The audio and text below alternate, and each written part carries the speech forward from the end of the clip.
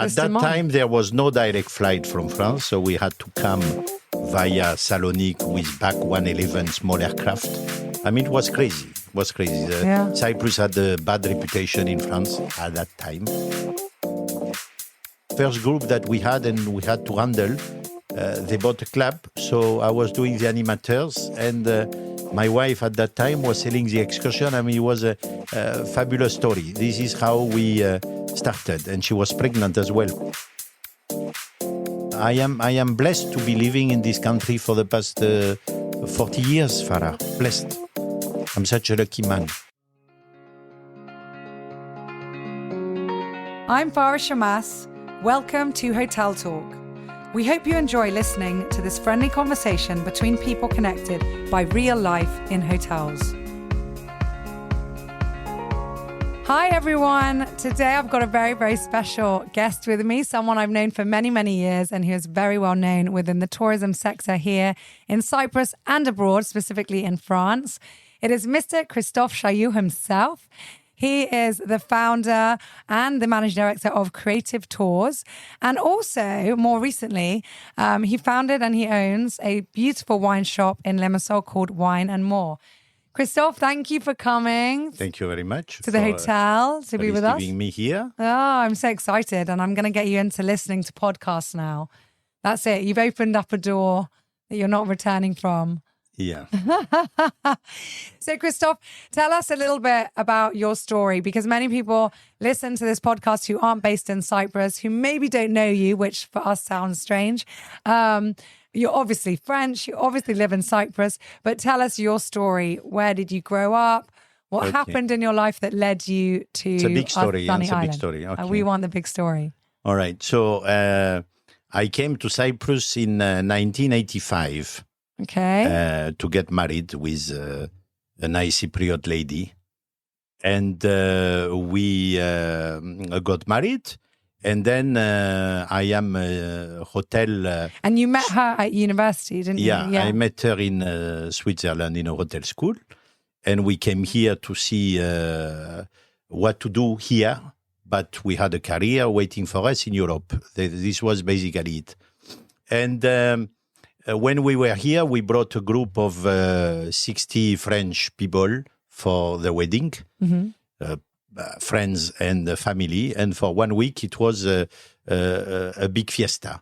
So we decided after this to try to bring French people to Cyprus. And this is why we created and we opened Creative at that time. We got married on the 15th of June and 15th of July. We were opening our travel agency. Wow. At that time, and Farah, the name came from that because you created this At that demand. time, there was no direct flight from France, so we had to come via Salonique with back 111 small aircraft. I mean, it was crazy. It was crazy. Cyprus had a bad reputation in France at that time. Why? Because of various stories. Also, there was a war of Lebanon, and the hostages were released most of the time in Cyprus. You know, there was not... the connotation and connection. So it was a big challenge. And, immediately... I was a foreigner here in Cyprus, and at that time, to be honest, it was very difficult for foreigners.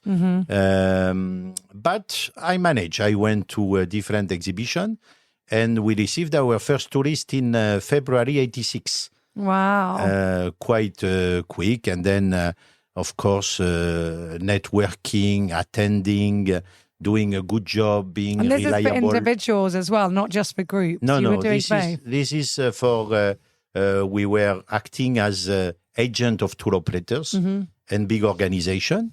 So it was for individuals as well as groups. So we created here a niche market, which was to receive the French tourists here and to give them what they were expecting. So at the beginning, we... had to do French clubs.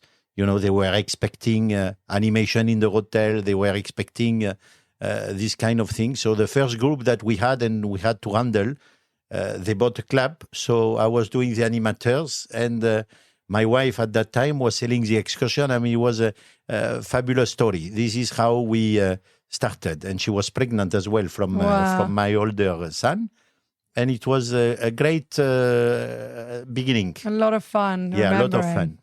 So this is how I started. I am born in Libourne, France, which is at the border of Saint-Emilion in the wine region.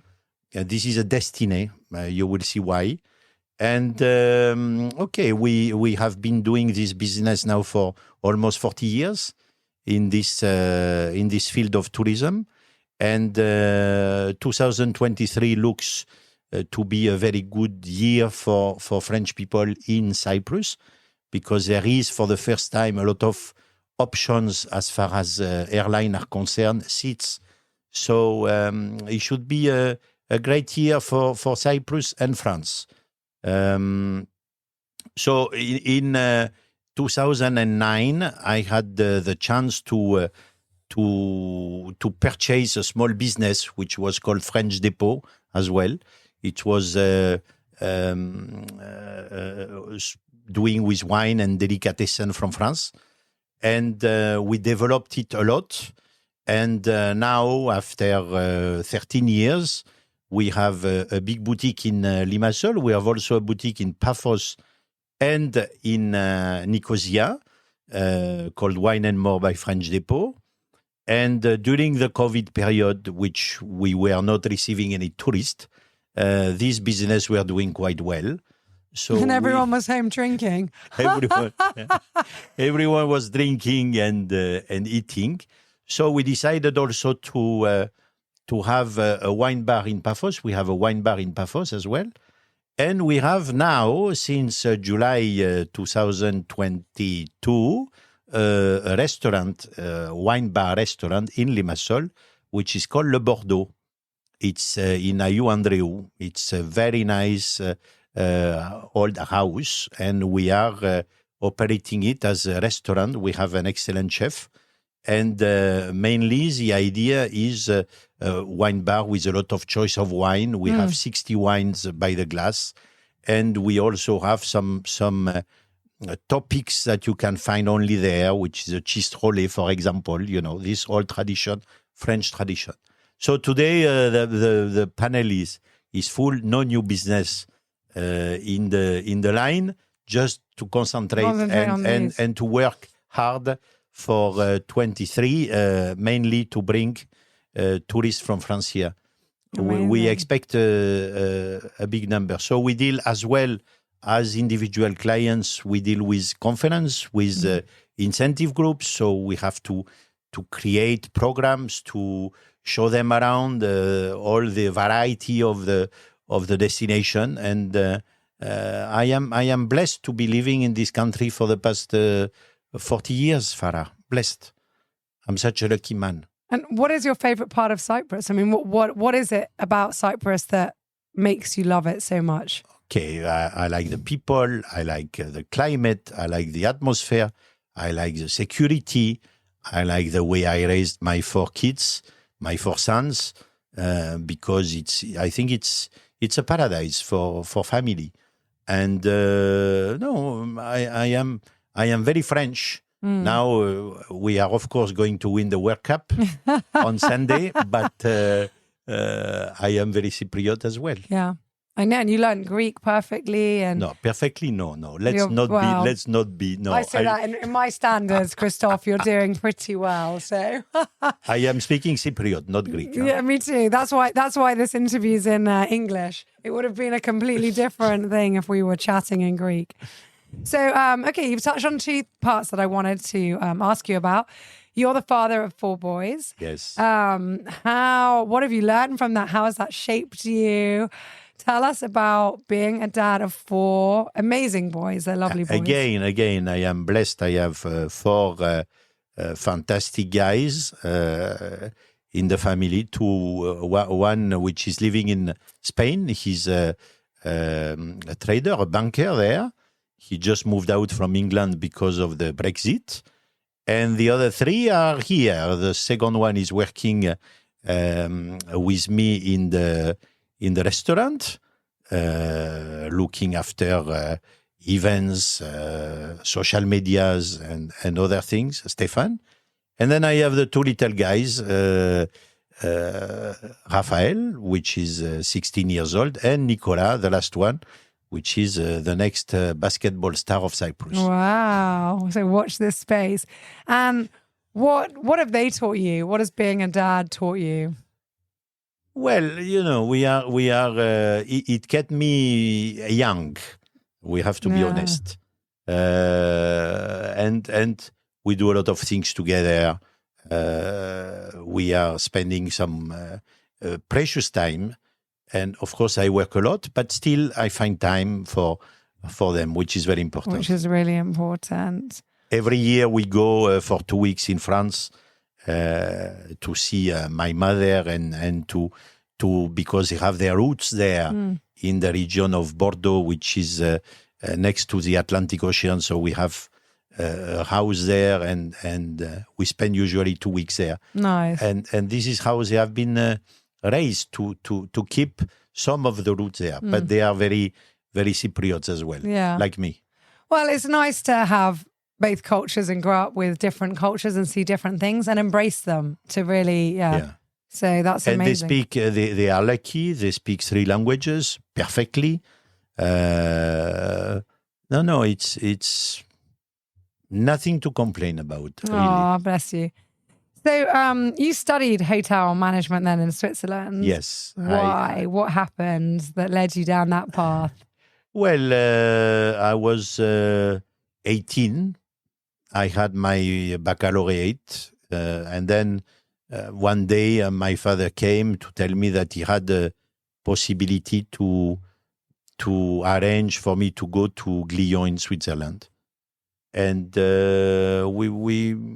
we jumped on it, and it was a fantastic experience. I am part of the alumni of the school. I do quite a lot. I try to participate to all our meetings. There is an esprit de Glion, and there is quite a big number of old students which are living here in Cyprus, and we have regular meeting. I met there Christina, my first wife, and we came to Cyprus. So this is the reason I have been here.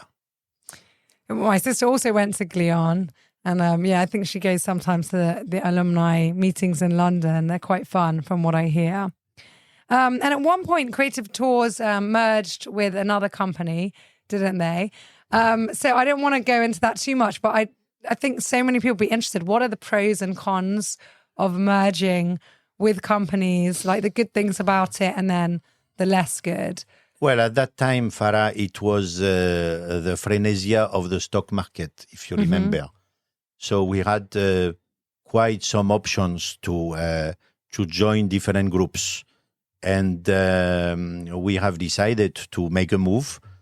It was a time also where personally I had to make some choices. So we decided to go with a group which we thought were going to give some added value to the company in terms of negotiation, importance, reliability, which is what happened, really.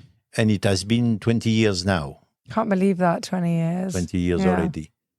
But, okay, I mean, we both have our different identities. They are dealing mainly with the English market. We are dealing with the French, and everything is okay. So tell us a bit about the French market. So and I grew up in England. There were always the jokes about, difference between English and French people. What do the French look for when they travel? What is important to them, and why do they like Cyprus, and how do you attract them to Cyprus? Well, the French tourists are very culture-minded. They like to discover. They like authenticity. For example, give you a simple example. I have my wine business, which is considering of bringing French wine, French different things. But these people are not interested in this. They want, when they come to a destination like Cyprus, they want to test the Cyprus product. So we are offering them different type of excursions. We go in the mountain to discover, even with ancient cars, we discover the winery, the traditional method, the commandaria, the zivania, the tradition. This is what they like. So also, of course, unfortunately, there is a bigger demand now for all-inclusive hotel, which is not what we want or what we like, but there is a demand. So they are looking for products. So we have to develop a new way of working and proposing them different excursions, which are more half days now. So they can have their meals here. But I find it a pity to be coming 1 week in a country like Cyprus and not go at least one night to a taverna to try the traditional specialities. We are doing a lot of round trips, culture, with spending few nights in the mountain, few nights in Lachi, few nights in Paphos. And we also have cycling groups. We have, of course, incentives, and we try to promote all the place of Cyprus. But to be honest, Limassol is still my favorite place.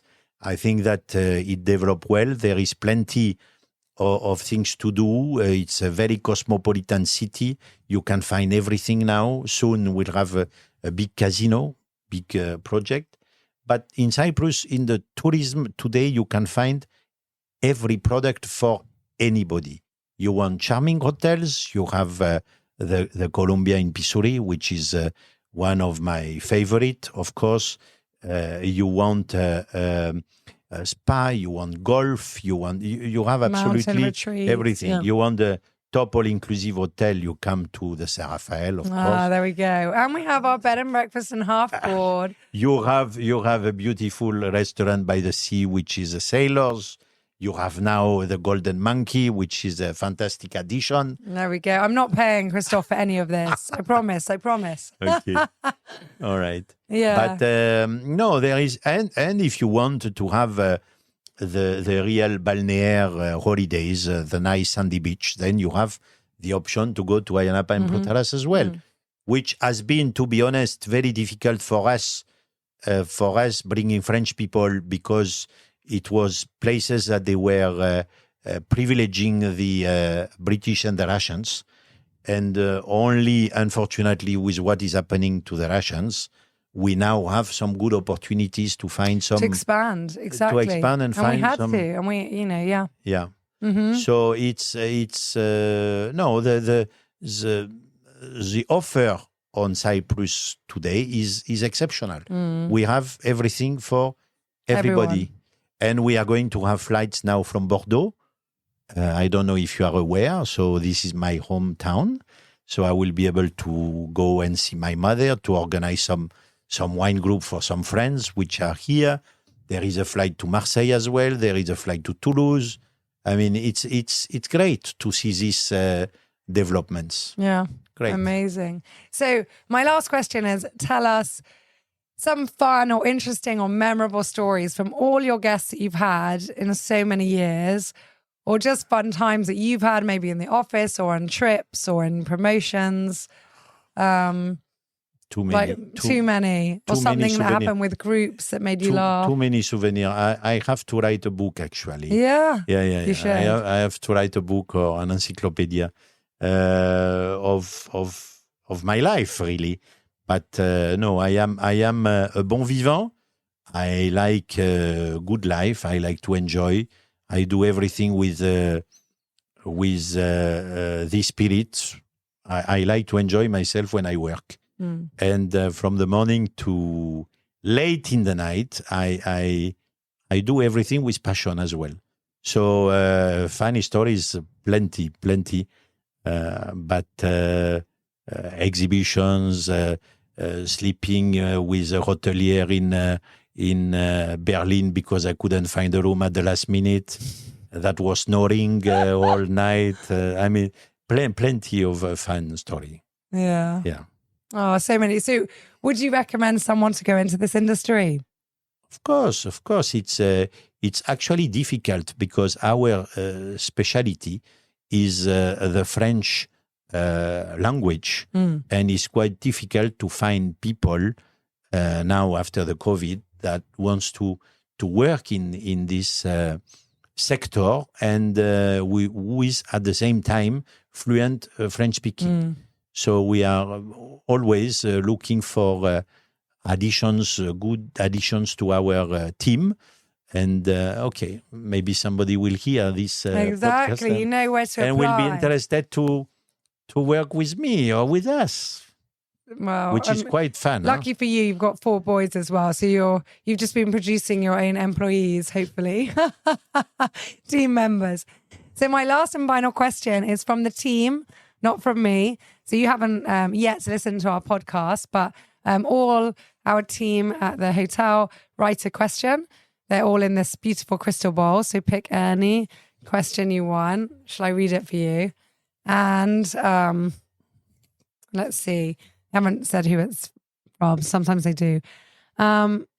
If you could have studied something else, what would it have been and why? Okay. Definitely, I would have studied the wine. Sommelier. Oh yes. The sommelier, enologist, or have a career in the wine. In the yes. Now but you're doing that, yeah. So now that I know, okay. If I had to, I was very lucky, and thanks to my parents, that they have arranged for me to go and have this experience in Switzerland, which was great. After when I came back from Switzerland, I did my military service in France, and just the fact that I was a diplômé from a hotel school, the general of the brigade decided to nominate me as his private maître d'hôtel. You know, okay. So I had a fantastic military service, opening bottle of Petrus Grand Cru all the time when I was basically 20 years old. After that, I went to a fantastic Relais Chateau Hotel in south of France, Château Saint-Martin in Vence, which was a great experience. I mean, I had a parcours, yes, unique. So, yes, if I didn't study the hotel school, unfortunately, I would not have known Cyprus because I would not have met Christina, and she would not have brought me here. So I would have had a complete different life. You know, how is destiny? Yeah. So it was all meant to be. Now I am married with Kalia, who is working with us she's running actually the wine business. And okay, we continued, yes, but I if I had to change anything, maybe I would try to go to this field, yes, to the wine business field. But as you said, I ended up there anyway. And thank goodness for Cyprus you did, because we've now got French tourists, and we're definitely a better place because of it. Yes. Listen, we are going to do our best for, I hope, another few years. I hope my sons, some of them are going to come and help me, because at the moment they don't want to work with their father. But okay, hopefully. It will change. Christophe, thank you so much. Thank you for coming here today. Thank you for sharing some of your story with us. You're welcome, my dear. And wishing you all the best for 2023 and beyond. Me too. Merry Christmas, Happy New Year. Thank you. Bonne année à tout le monde. Thank you.